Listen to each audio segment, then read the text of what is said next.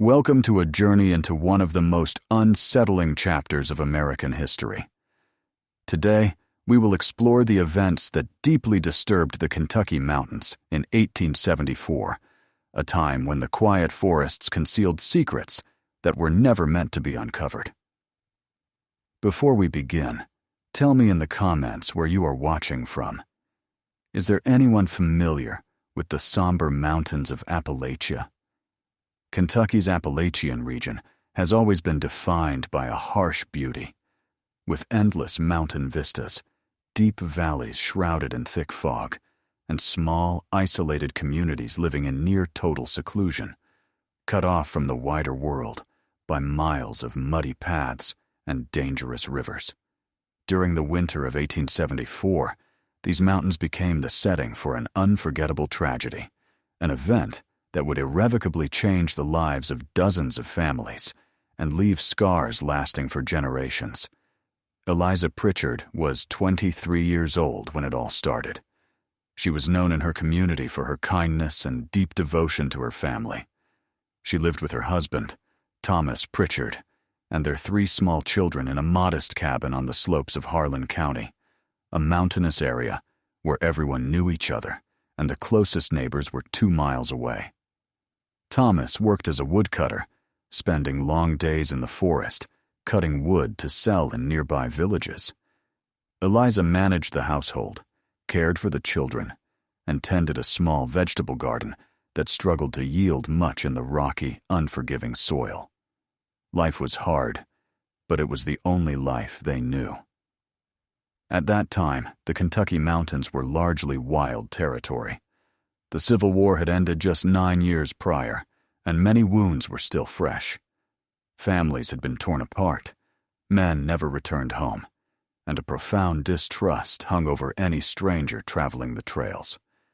People lived in constant fear.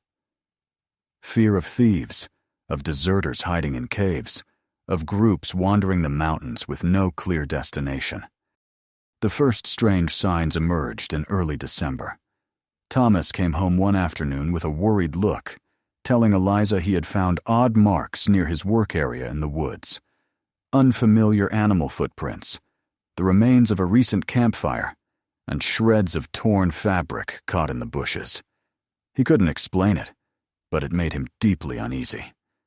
Eliza tried to reassure him, suggesting it was probably just travelers or hunters from another county, but she too felt a chill of fear. In the following days, other families reported similar occurrences. Mr. Abernathy, who lived 3 miles north, swore he saw figures moving among the trees at night.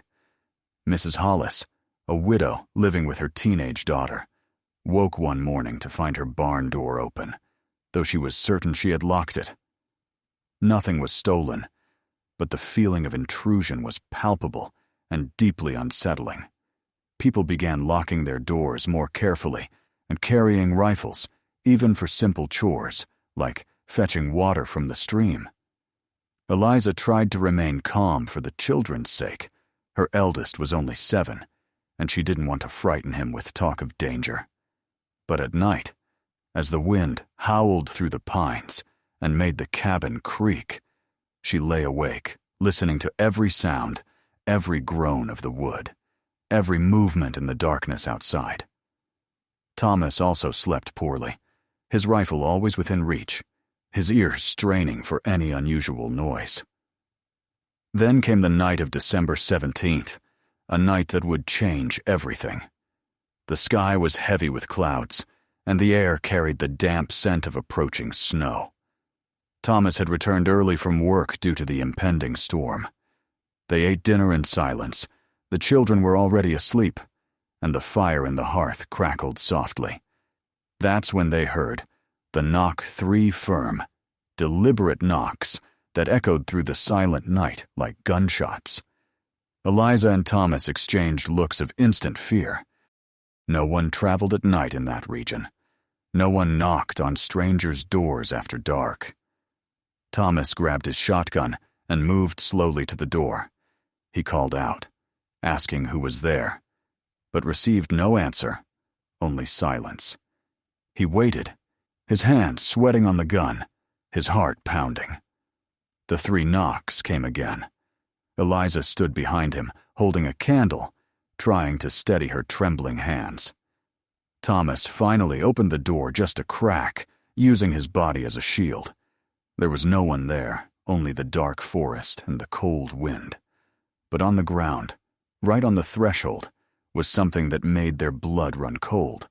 A bundle wrapped in dark cloth, tied with thick rope, and beside it, a symbol they had never seen before, marked in the damp earth.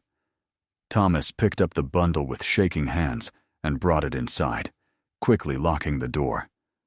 The symbol remained outside, enigmatic and menacing under the faint moonlight struggling through the clouds. Eliza set the candle on the table as Thomas carefully placed the bundle down, as if it might explode. The fabric was old, stained, and gave off a strange, musty odor, along with something else they couldn't identify.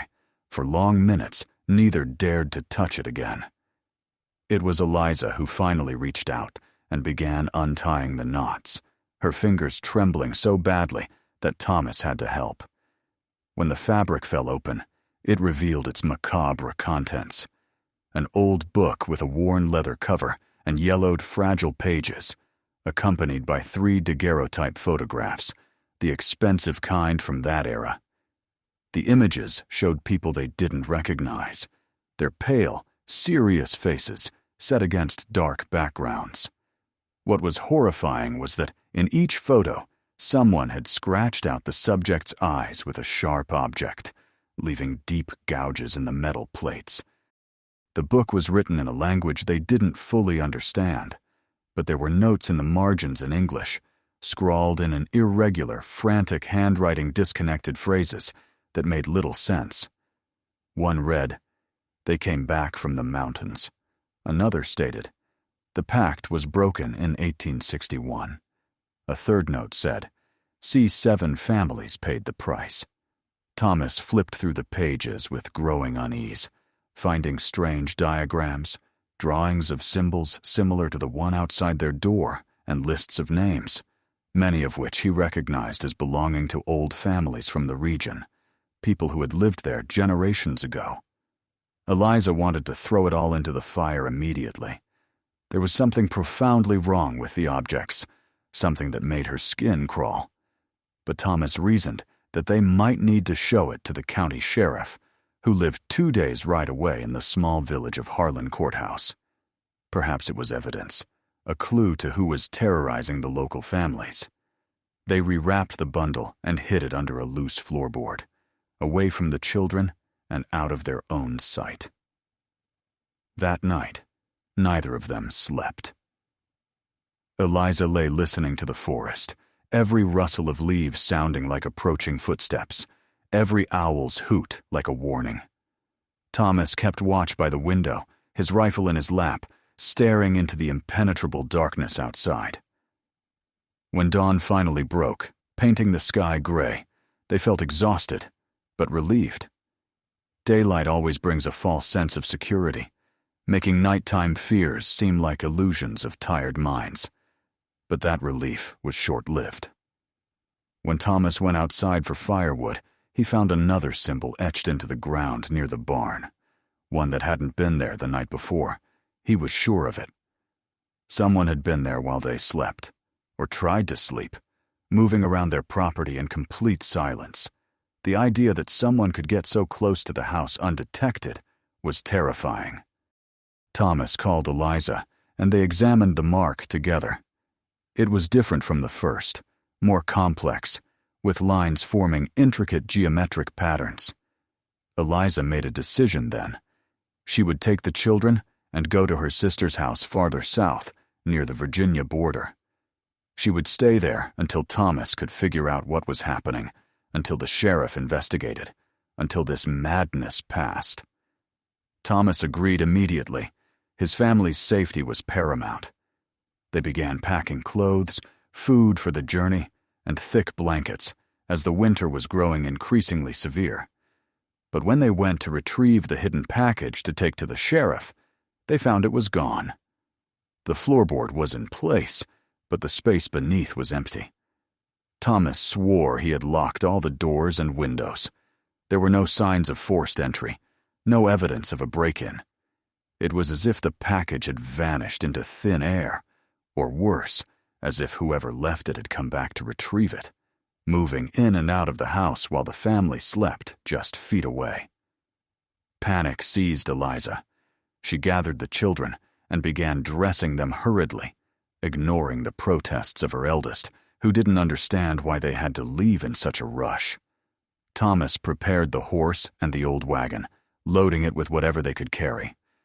The trip to Eliza's sister's would take at least a full day, perhaps longer if the snow started, and they needed to leave immediately before something worse happened. They set out around noon, leaving the cabin locked up with only the essentials inside. Thomas planned to return alone after ensuring his family's safety, to search for answers and find out who was behind this and why. The trail they followed was narrow and wound through the mountains, passing through dense forests, where sunlight barely filtered through even at midday. The wagon wheels creaked over ruts in the path, and the children huddled under the blankets, unusually quiet, as if sensing their parents' tension. They had traveled about 5 miles when Thomas saw something that made his heart race: footprints in the mud, recent and still wet, a lot of them, as if a group of people had passed by shortly before, heading in the same direction. Thomas said nothing to Eliza, not wanting to frighten her further, but he urged the horse to go faster on the rough ground. The afternoon wore on, and the sky darkened early, as it does in the mountains in winter. Thomas kept his eyes fixed on the trail ahead, calculating how long it would take to reach the next village, a small settlement called Pine Ridge, where they could rest and perhaps find help. The footprints in the mud continued to parallel their path, sometimes disappearing over rocky ground, but always reappearing, like an invisible presence, either following or preceding them. Eliza held her younger children close, quietly humming a lullaby to soothe them. Her eldest, Samuel, watched everything with wide, frightened eyes, too old to be fooled by his parents' attempts to act normal. He had grown up in these mountains. He knew the sounds of the forest, and knew when something was wrong, and something was definitely wrong. The birds had stopped singing. The forest was too quiet, a heavy, unnatural silence that made even the wind seem to hold its breath.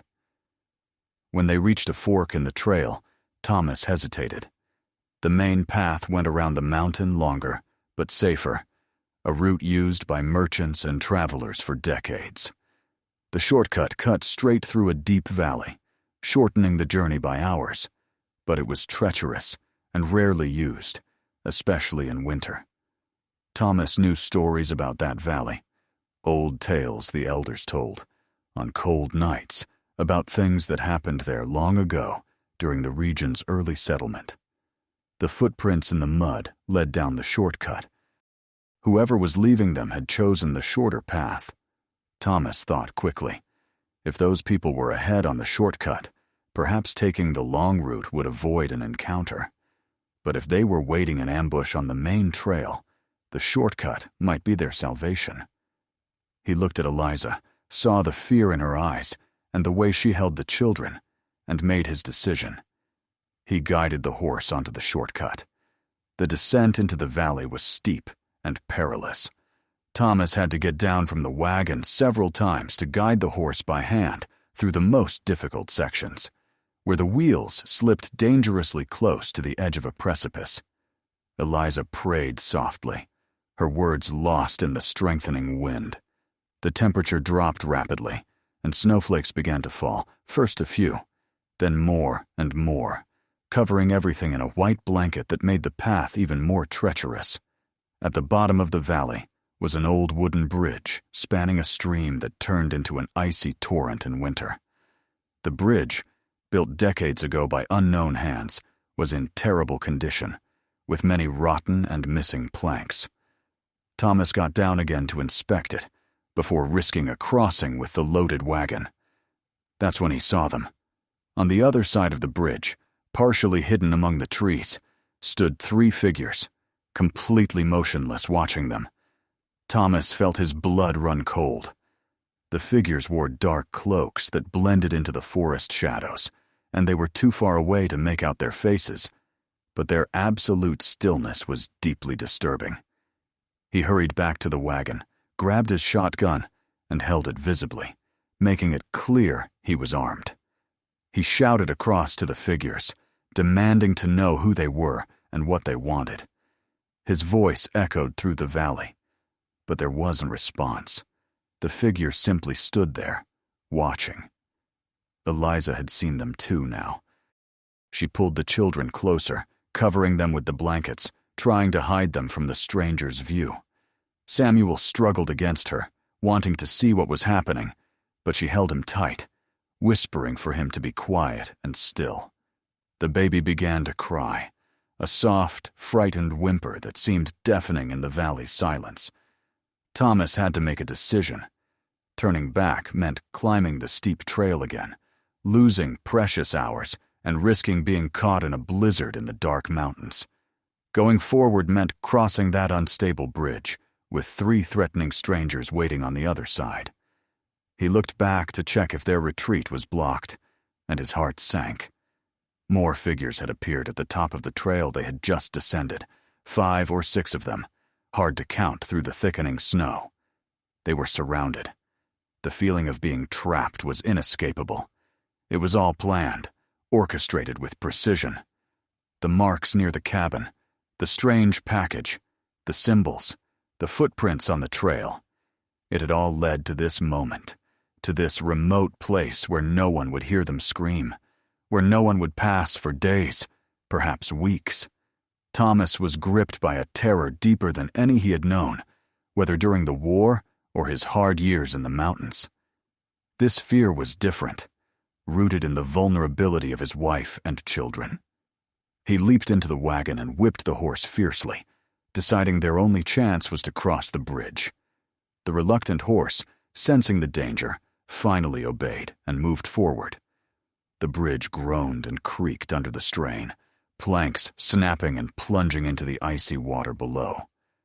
Eliza buried her face in her children's hair, unable to watch, while Thomas kept his eyes locked on the figures, now advancing slowly toward them. Midway across, a rear wheel crashed through a section of rotted planks, tilting the wagon dangerously. Thomas jumped down to lift it, while Eliza struggled to calm the panicked horse. The figures were now only 20 or 30 yards away, and Thomas could finally see their faces under the hoods, men and women of various ages, all with blank, vacant expressions and unseeing eyes, as if sleepwalking. Thomas strained with all his might, his muscles burning, sweat chilling on his face in the cold. The bridge groaned ominously. Eliza, clutching her 2 youngest, ordered Samuel to follow her and ran for the other side before the structure collapsed. The boy slipped on the snowy planks but made it across safely. With a loud crack, the wheel came free, and Thomas scrambled back, whipping the horse desperately. The animal surged forward as the final planks gave way behind them, crashing into the black, icy water. They were across, but now the figures closed in, forming a semicircle around the family. Thomas aimed his shotgun at the nearest, a tall man with a gray beard in shabby farmer's clothes. The man spoke then, his voice oddly calm and detached from the terror of the situation. He said they meant no harm, that they only needed Eliza to return to the cabin, that she was expected, that there was unfinished business. Thomas yelled, demanding to know what he meant, why they were being stalked, what they wanted with his wife. The man merely repeated the same words, emotionless, as if reciting a memorized script. Eliza, shielding her children and shivering not from the cold, recognized some of the faces in the group. Mrs. Hollis, the widow who reported her barn open. Mr. Abernathy, who had seen figures in the woods. Others she vaguely knew from rare supply trips to the village. All with the same blank stares, the same eyes that seemed to look through everything. Thomas realized shooting was futile. They were outnumbered, and it felt profoundly wrong to shoot neighbors, however they were acting. He lowered his gun and tried reasoning, asking about the package, the symbols, the old book. The gray-bearded man tilted his head, as if listening to something unheard, then said something that froze Eliza's blood. He stated her maiden name, unused for over 5 years, and declared she was the 7th daughter of a 7th daughter, born on a specific full moon night in the summer of 1851. He said her grandmother had sworn an oath long ago, binding the women of her lineage to something ancient, something that existed in the mountains before the settlers, from the time when only native people walked the trails. Eliza vehemently denied it, insisting she knew nothing, that her grandmother died when she was a child, that no one had ever spoken of oaths or bloodlines. Yet as she spoke, fragmented memories surfaced. Her grandmother, whispering strange bedtime stories she had dismissed as fairy tales. Stories of women who could see through the veil between worlds, who carried old responsibilities passed down through generations. Her mother had died in childbirth when Eliza was 10, taking any explanation with her. Raised by severe, practical uncles who considered such talk blasphemy, Eliza had tried to forget, to build a normal life away from mysteries. But the shadows had found her anyway. The man continued, explaining the oath was broken when Eliza's mother died, without passing on the knowledge, leaving her daughter unprepared for her role. This had caused an imbalance, allowing contained things to loosen, dissolving boundaries. Since the moon entered a specific phase weeks ago, people in the region had begun sleepwalking, drawn to places by dreams they didn't understand, but felt compelled to follow. Thomas listened with growing anger and disbelief. He didn't believe in curses or ancient oaths, only in what he could see and touch. Yet the blank faces and mechanical movements of these people undeniable. He demanded to know what they wanted Eliza to do. The man pointed back toward their cabin, speaking of an ancient cave in the mountains, marked with symbols like those on their door. Inside, something needed resealing. A ritual Eliza's mother should have performed, but now fell to her. He warned that if she refused, more people would be affected. The sleepwalking would spread, and the region would be consumed by this strange influence. Eliza looked at her children, at Samuel's fearful eyes, the babies sensing their parents' terror. She thought of fleeing these cursed mountains forever, but something inside her, perhaps always waiting to awaken, whispered that running wouldn't help. The imbalance would grow, consuming not just the region, but something greater. The snow fell harder, cloaking the world in an unreal, ghostly white. Thomas gripped Eliza's hand, trying to anchor her, to remind her she had a choice. But in his eyes, she saw he knew, deep down, there might be no real choice. Not with innocent people affected, not with their children in danger. She asked how long it would take and what she must do. The gray-bearded man said the ritual must be performed at the next full moon, just 3 nights away. She would need to fast, learn specific prayers he would teach, and descend into the cave at moonrise. He admitted it was dangerous.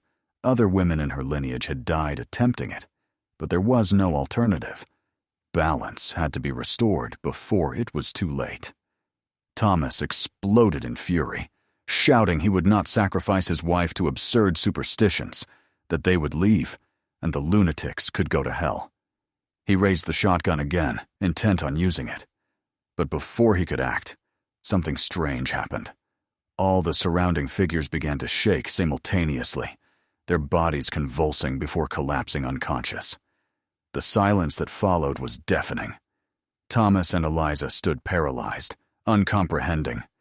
The people on the ground began to stir slowly, moaning as they woke, confused. Mrs. Hollis was first to rise, utterly disoriented, not knowing where she was or how she got there. Mr. Abernathy sat shivering in the snow, repeatedly asking what was happening, why he was so far from home without warm clothes. They remembered nothing, not leaving their homes, not following the Pritchards, not what they had said. Their last memories were from days ago, of falling asleep normally in their beds, then waking here in the snow-covered valley, frozen and lost. The gray-bearded man alone seemed vaguely aware, but even he was confused, holding his head and muttering disjointedly. Thomas helped people to their feet, offering wagon blankets to those ill-dressed for the cold. Eliza kept the children close, watching with a mix of fear and fascination. Something had broken the collective trance, the control exerted by the unknown force. But what? And how long would this freedom last? The group decided to return together for safety. With the bridge destroyed, they found a longer route to a shallow crossing point. It took hours, everyone walking slowly through the deepening snow, helping each other, sharing what little food they had. Eliza's children, exhausted, fell asleep in the wagon. During the walk, Eliza spoke with the gray-bearded man, who said his name was Josiah Brennan, a farmer in the region for over 40 years, since before the war, when native tribes still moved through the mountains. He told her he had found the cave by accident while hunting as a young man. He entered only a short way, saw symbols and drawings on the walls that seemed to move in his torchlight, heard whispers in unknown languages, and fled in terror. Josiah never returned, but Allwood knew its location. He said the old-timers, long dead, spoke of the cave with reverence and fear.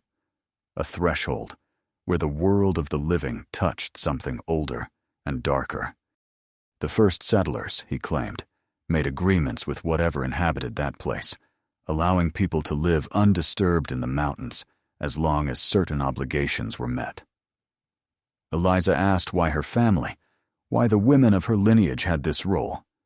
Josiah didn't know for sure, but spoke of something in the blood, passed from mother to daughter, that allowed communication with what lay beyond the veil, a gift and a curse, granting short, difficult lives, but protecting others from unimaginable horrors. They reached Pine Ridge Village past midnight. The moon, high and pale, occasionally pierced the clouds, illuminating the icy landscape. The small community was silent, houses dark, only a few windows glowing with lamplight. Josiah knocked on the local pastor's door, Reverend Michaels, who greeted them with surprise and concern. They gathered in the small church, lighting the wood stove and brewing hot tea. The children slept on blanket-covered benches as the adults shared fragmented experiences, recurring dreams, sensations of being called, waking in strange places, disoriented. Reverend Michaels listened gravely, taking notes. After everyone spoke, he was silent for a long time, staring into the stove fire. Then he went to a dusty bookshelf at the back of the church, returning with a cracked, leather-bound volume, its pages yellowed with age. He said the book had been kept by pastors since 1823, passed down with certain responsibilities. Carefully, he opened it, turning pages filled with notes in different handwritings, each from a pastor who had served the community over the decades. He found a section marked with a faded ribbon and read aloud, his deep voice echoing. The words told a story from the early days of the region's colonization, when pioneer families crossed the Appalachians, seeking fertile land and new lives away from eastern overpopulation.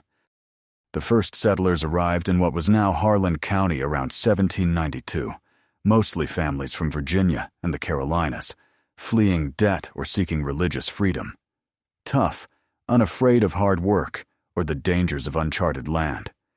But they soon discovered the mountains had their own inhabitants, not just native tribes passing through, but something older, something without a name or physical form that could be easily understood.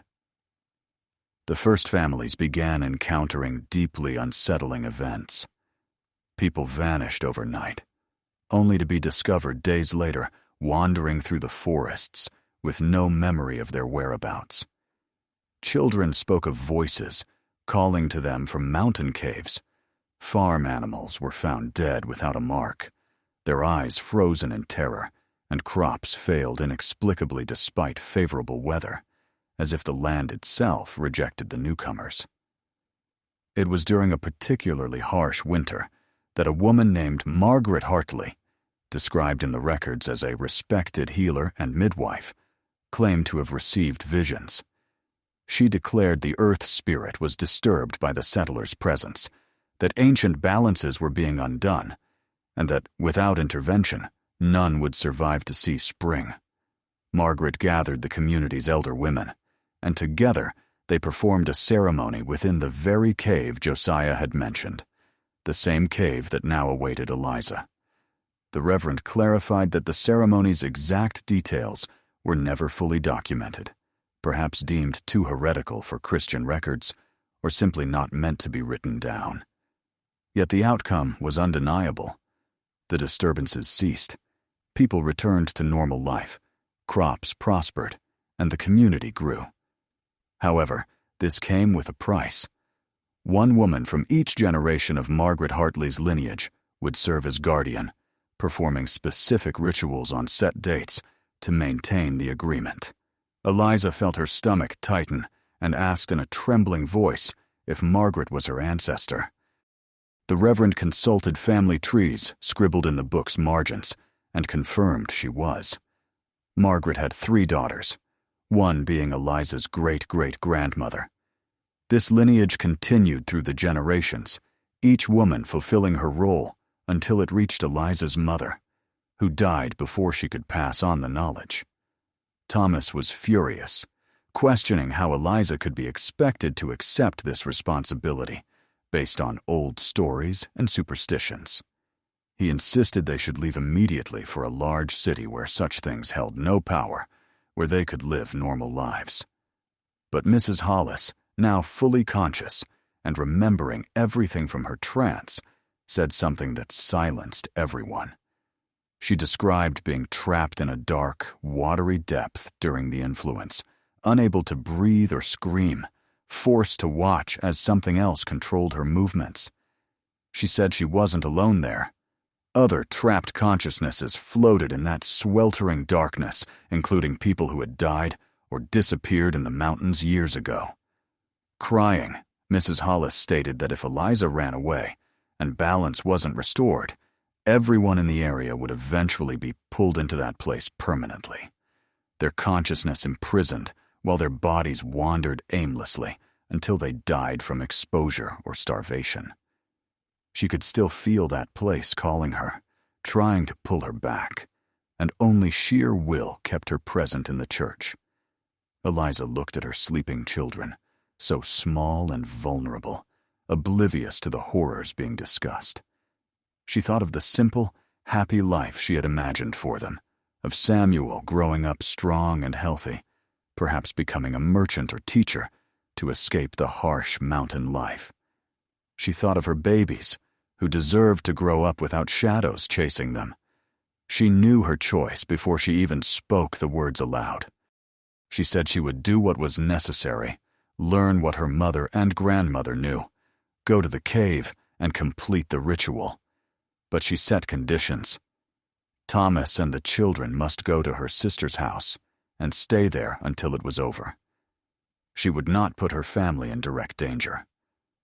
She also demanded Reverend Michaels and at least 3 others stand guard near the cave, ready to intervene if something went wrong. The Reverend agreed immediately. Josiah and 2 other men from the community who had awoken from the trance also offered to help. They would spend the next 3 days preparing Eliza, teaching her the words to recite, the specific movements of the ceremony, and the mindset needed to face whatever awaited in the cave. Thomas tried to argue, to find an alternative, but deep down he knew there was no other way. He simply held Eliza tightly, as if his love and determination alone could protect her from this ancient fate. Dawn came with a clear sky and bright stars observing from impossible distances. People dispersed to their homes, with instructions to remain alert for any strange symptoms or feelings of being called. Thomas took the children to a room at the back of the church to rest properly, while Eliza stayed awake, discussing the coming events with the Reverend. The following 3 days were the longest of Eliza's life. Thomas left with the crying children at dawn on the 2nd day. Samuel, older and more perceptive, hugged Eliza tightly and whispered that she must come back, that he needed her. Eliza promised to do everything in her power to return, but avoided making an oath she might not keep. She watched the wagon disappear as a tiny dot on the white horizon, then returned inside the church to continue her preparation. Reverend Michaels and Josiah took turns teaching her fragments of the knowledge preserved through generations. Much was lost with her mother's death, but enough remained in old records and elders' memories to piece together a basic understanding. The ritual involved specific invocations in a language no one else spoke.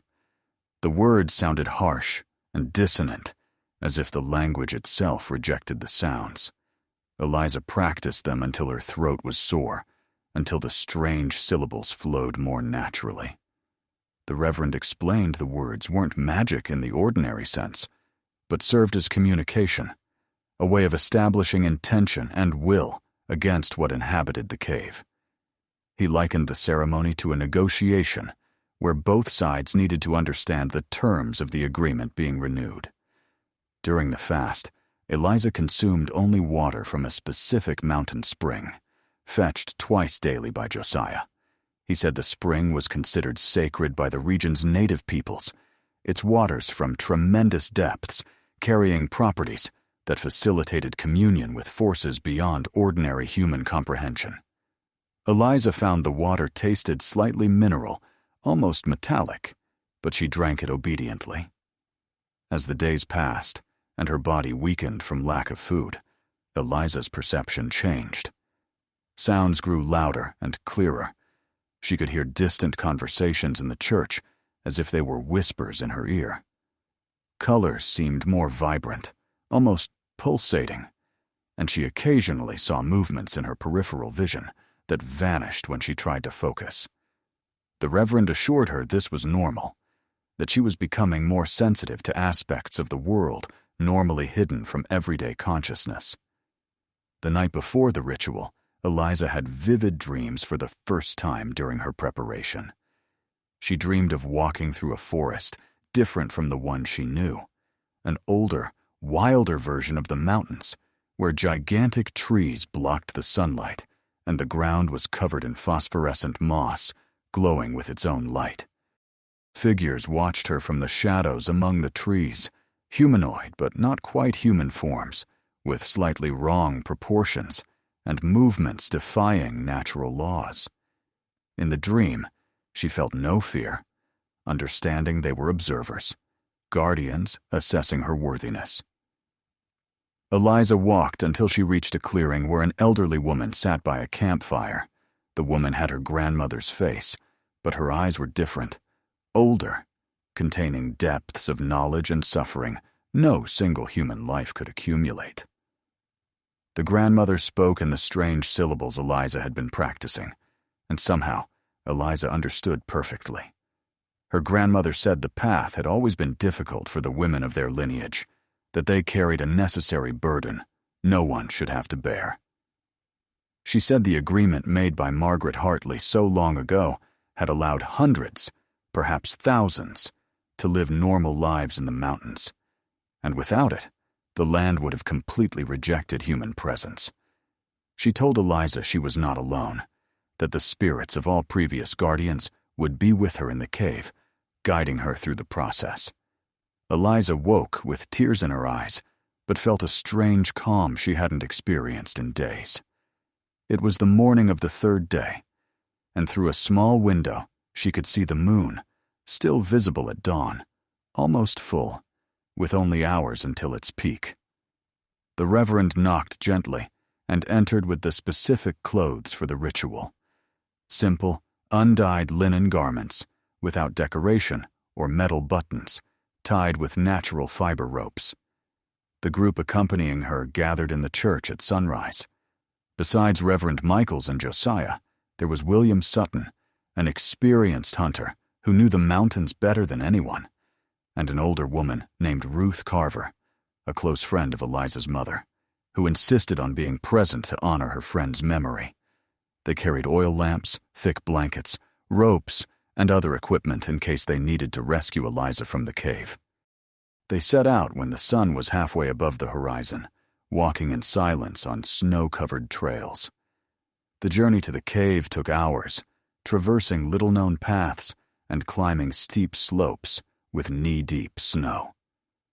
Eliza's weak body protested, but she forced herself to continue, knowing that stopping meant giving up and condemning the entire region to the dark fate Mrs. Hollis had described.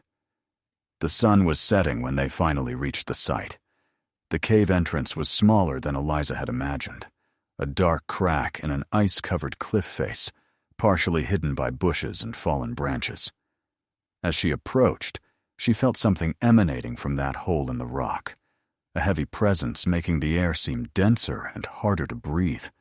The symbols Josiah mentioned were there, carved into the rocks around the entrance, weathered, but still visible to those who knew where to look. Ruth Carver held Eliza's hand for a moment, squeezing tightly in quiet encouragement. The Reverend recited a quick prayer, more for his own comfort than from belief it would affect what awaited them in the cave. Josiah lit a special torch, soaked in specific oils that burned with a bluish flame, and handed it to Eliza. William checked the rope tied around her waist, a lifeline stretching back to where they would wait outside, ready to pull her back quickly if needed. Eliza took a deep breath, feeling the cold air burn her lungs, and entered the cave's darkness. The initial passage was cramped, forcing her to bend over and occasionally crawl over wet, slippery rocks. The torchlight cast dancing shadows on jagged walls, revealing more carved symbols, some familiar from her lessons, others completely unknown.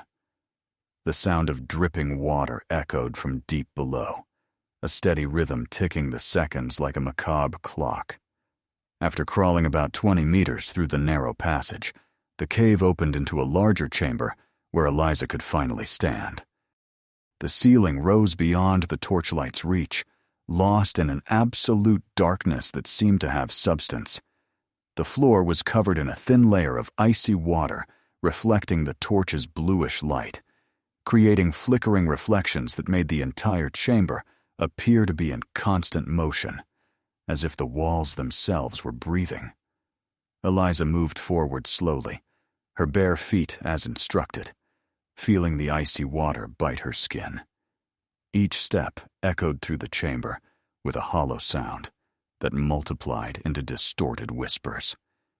In the chamber's center was a rock formation rising from the ground like a natural altar, its surface flat and smooth in a way that did not look natural.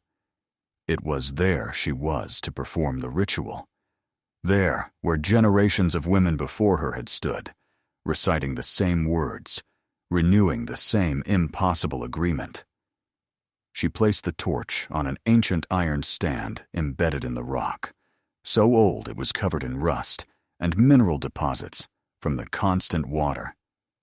In the pulsating light, Eliza saw the walls around the chamber were completely covered in symbols, not only carved, but painted with substances that retained vibrant colors despite the centuries. There were images seeming to tell a story, humanoid figures interacting with indescribable shapes, geometries that hurt her eyes when she tried to follow them for too long. Eliza began reciting the memorized words, her voice sounding strangely muffled in that space, as if the cave itself absorbed the sound. The harsh syllables flowed from her mouth more easily than during practice, as if something inside her finally recognized that ancient language and helped her pronounce it correctly. As she spoke, the chamber's temperature seemed to drop even lower, her breath forming dense clouds in the icy air, and the water on the floor began moving in circular patterns, following no natural current. It was then she felt the presence. It wasn't something she could see or hear directly, but a massive consciousness that suddenly turned its incomprehensible attention fully upon the frail human who dared to enter its domain. Eliza felt her entire body tremble, not from cold, but from a primal fear originating deep within her being, an ancient instinct screaming that she was facing something her mind was not made to comprehend. Every cell in his body screamed to flee, to run back through the narrow passage to the safety of daylight, but she stood firm, continuing to recite the words as she slowly walked around the stone altar in the specific pattern she had been taught. 3 circles counterclockwise, then 3 clockwise, then a spiral motion toward the center. Her feet left marks in the thin layer of water that glistened briefly before vanishing, like ghostly footprints existing between worlds. The presence intensified with each spoken word, filling the chamber until there was no space for anything else, until Eliza felt she would be crushed by the weight of that impossible attention. When she reached the ritual's final part, the words that sealed the agreement and renewed the pact for another generation, something shifted drastically. The water on the ground exploded upward into thousands of droplets, suspended in the air, each reflecting the torchlight like a tiny star. Through these hovering droplets, Eliza began to see things, fragmented images, memories not her own. She saw Margaret Hartley standing in that very spot over 80 years prior, young and terrified, yet determined, making the initial deal to save her community. She saw her own grandmother there decades later, renewing the terms with trembling but unfailing hands. She saw her mother, pregnant with Eliza, performing the ritual for the final time before dying in childbirth, which would bring the next guardian into the world. She saw other unrecognizable women stretching back through time to a figure who may have been one of the last representatives of the native peoples of those mountains, a dark-skinned, deep-eyed woman who had forged some original agreement with the presence long before any European settlers arrived. They all looked at Eliza through the suspended water droplets, their eyes conveying understanding, sympathy, and a profound sadness for the burden she now carried. Eliza uttered the final words, her voice gaining a strength and resonance not entirely her own, as if the voices of all those women spoke through her, amplifying her words until the very rock vibrated. The presence responded not with words, but with a feeling of acceptance and recognition. The agreement was renewed. The balance would be maintained for another generation. But there was a cost. There was always a cost. Eliza felt something being taken from her, not physically, but from a deeper place.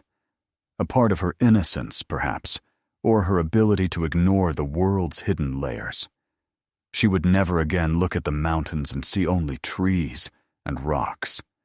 She would always know what lay beneath, observing from the spaces between things. She would always feel the presence at the edge of her consciousness, a constant weight she would carry until her dying day, when she would pass this responsibility to the next, if there was to be a next. The water droplets fell back to the ground all at once, with a sound like shattering glass. The presence receded, not vanishing entirely, but withdrawing to somewhere deep below, satisfied for now. The chamber's temperature gradually rose, and Eliza realized she was shaking violently, her body finally reacting to the bitter cold and the immense physical and mental exertion of the ceremony. She retrieved the torch with unsteady hands and began her journey back toward the exit, each step a monumental effort. The narrow passage seemed longer on the return, the darkness more oppressive, but Eliza focused on the rope around her waist, her guide through the labyrinth of rock. When she finally saw daylight filtering through the cave entrance, she nearly wept with relief. She emerged, staggering, blinking against the blinding sunset, and was immediately surrounded by the anxious group. Ruth wrapped her in thick blankets, while Josiah supported her to prevent a fall. Reverend Michaels fired off quick questions about her well-being, any injuries, and whether the ritual had succeeded. Eliza could only nod before her legs gave way, and she collapsed to her knees in the snow. William fetched water and light food they had brought, knowing she needed to regain strength before the long trek back. They camped there that night, lighting a large fire near, but not too close to the cave entrance, maintaining a respectful distance. Eliza slept deeply and dreamlessly for the first time in days, waking at dawn feeling both exhausted and refreshed. The group began the descent to Pine Ridge, moving slowly to accommodate Eliza's weakness, stopping frequently to rest. The return journey took nearly twice as long as the ascent. Eliza was too weak to walk for extended periods, so they often paused for her to catch her breath and sip water. William Sutton offered to carry her on his shoulders through the most difficult stretches, and she accepted without pride, acknowledging her body had been pushed beyond its limits. The surrounding mountains now looked different to her, as if she were seeing through an additional layer of reality previously invisible. She could feel the energy streams flowing through the land, the ancient connections between the trees, rocks, and streams running beneath the snow. When they finally reached Pine Ridge, it was night again. The small community had prepared for her arrival, lighting lamps in every window as a welcoming beacon. People emerged from their homes as the group approached, forming a silent, reverent line of observers. Mrs. Hollis was among them, and when her eyes met Eliza's, there was a moment of mutual understanding. She knew what Eliza had faced and could feel that the suffocating weight pulling people into darkness had been lifted. In the following days, reports arrived from across the region. People who had experienced strange sleepwalking episodes awoke completely free from the influence. The disturbing dreams ceased. No more individuals were found wandering the forests with lost memories. The strange marks on properties gradually disappeared, worn away by snow and wind, as if they had never existed.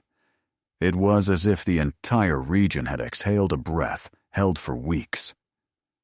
Eliza stayed in Pine Ridge for nearly 2 weeks, regaining her strength under the care of Ruth Carver and other community women.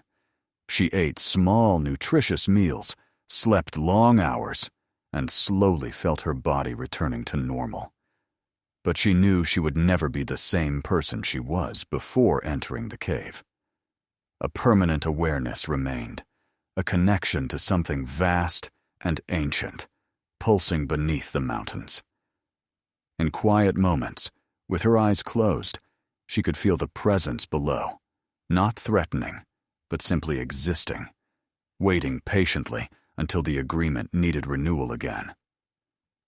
Reverend Michaels spent hours talking with her about her experience, carefully noting everything in his book to ensure the knowledge wouldn't be lost again. He explained she would need to teach this to a daughter when the time came, preparing the next generation to carry the burden.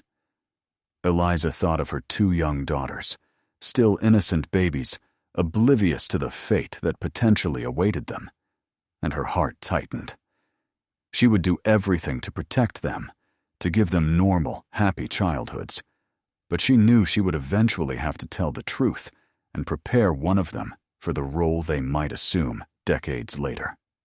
Thomas arrived in Pine Ridge on the 14th day after the ritual. Having left the children safely with Eliza's sister, he rode day and night, desperate to know if his wife had survived and if her sacrifice had been worth it. When he saw Eliza sitting on Ruth's porch, thin and pale but alive, and offering a shy smile, Thomas dismounted so quickly he nearly fell. He ran to her, holding her tightly, murmuring thanks and promises into her ear, tears streaming down his bearded face.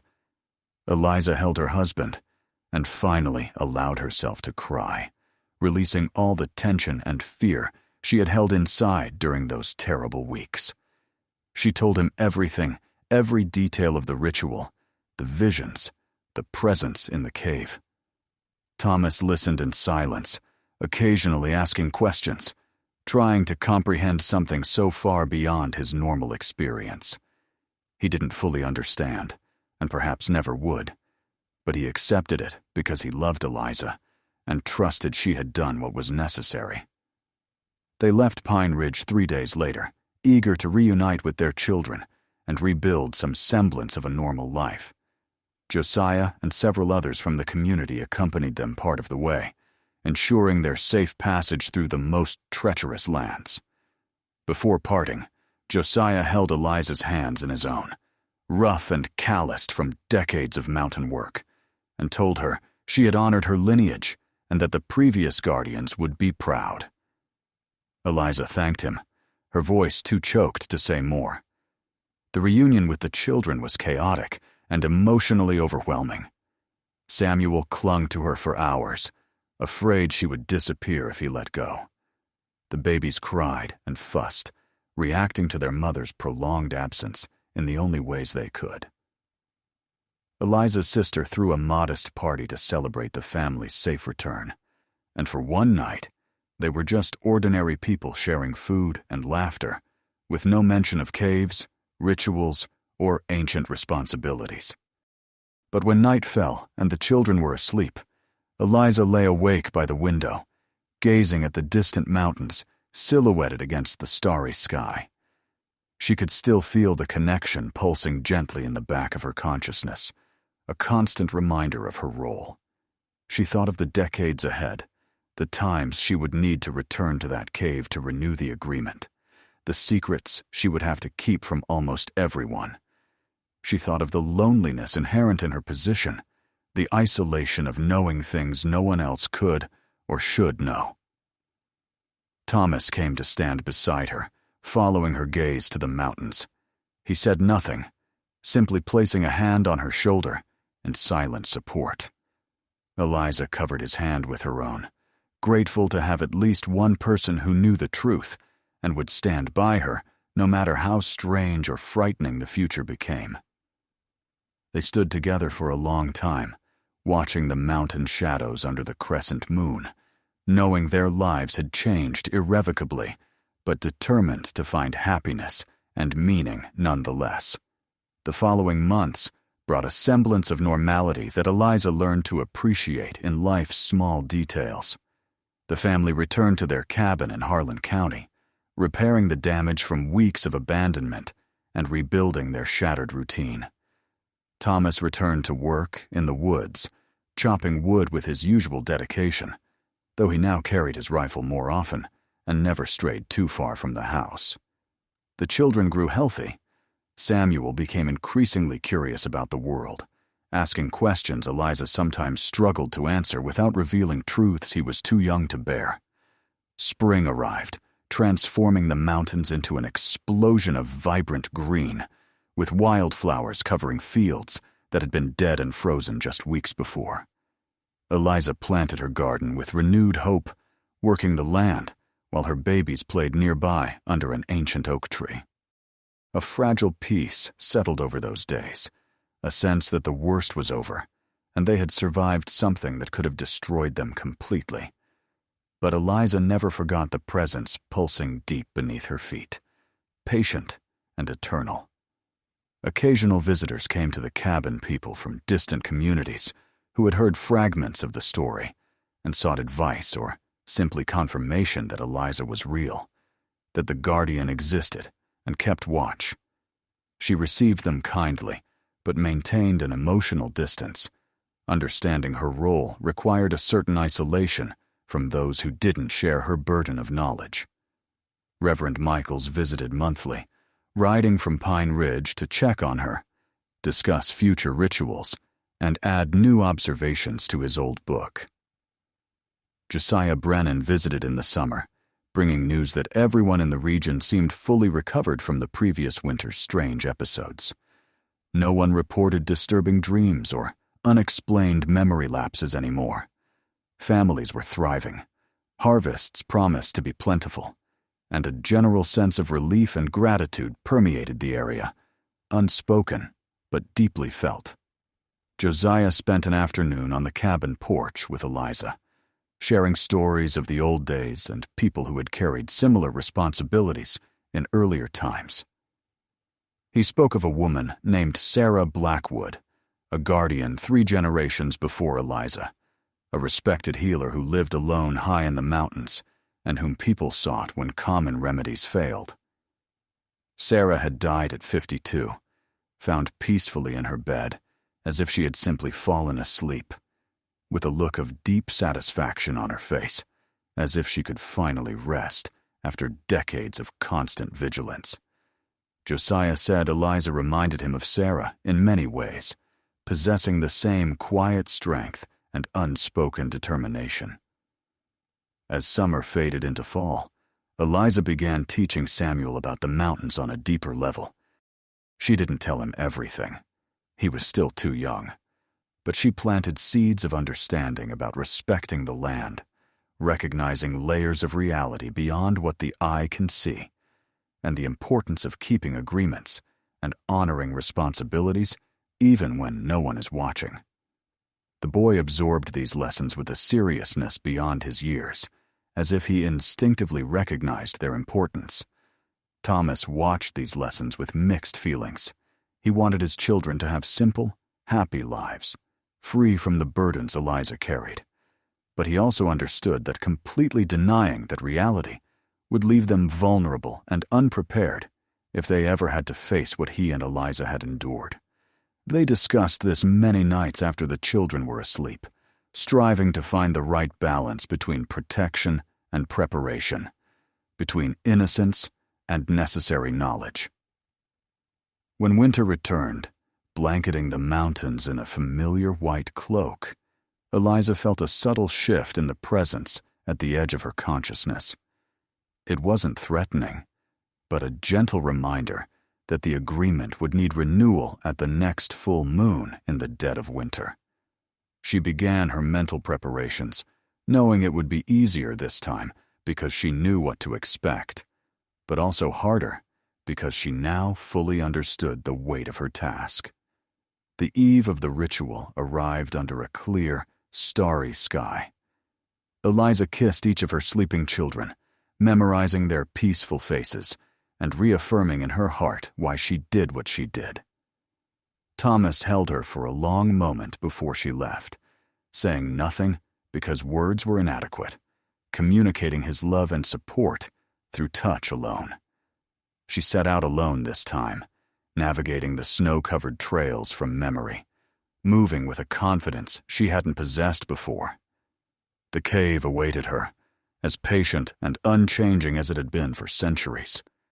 Eliza entered without hesitation, the darkness now familiar rather than terrifying, and completed the ritual with the precision of experience. The presence responded, recognizing her as before, accepting the renewal for another cycle. When she emerged hours later under the full moon, Eliza looked at the surrounding mountains and felt a deep connection not only to the land, but to all the women who had stood in that place before her and all who would come after. The following years brought their share of challenges and joys in the ordinary measure of human life. The children grew strong and healthy. Samuel became a capable young man who helped his father in the forests. The 2 girls developed distinct personalities. One, quiet and observant like her mother. The other, vibrant and full of restless energy. Eliza watched them carefully, knowing she would eventually need to identify which one carried the gift and the sensitivity to assume the guardian's role when the time came. But those were thoughts for the distant future.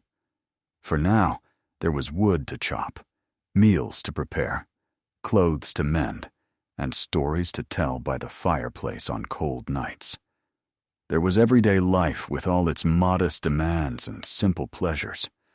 And underlying it all, ever present, but not oppressive, was the awareness of Eliza's role.